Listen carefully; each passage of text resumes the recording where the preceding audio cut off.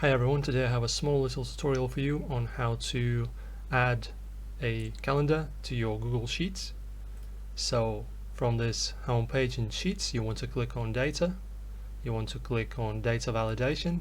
It's going to appear on the right side here. Now you want to click on Add Rule. Now in the criteria where it says drop down, you want to click on it and select Is a Valid Date. Click on it. Now press Done.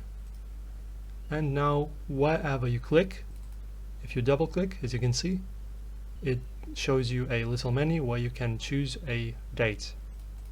And also a small tip for you, if you want to have more rows in which you will be able to put the date in, so you want to click on this small dot here and drag down it to as many rows as you want, for example 20, and now every single one of them you're able to put a date in.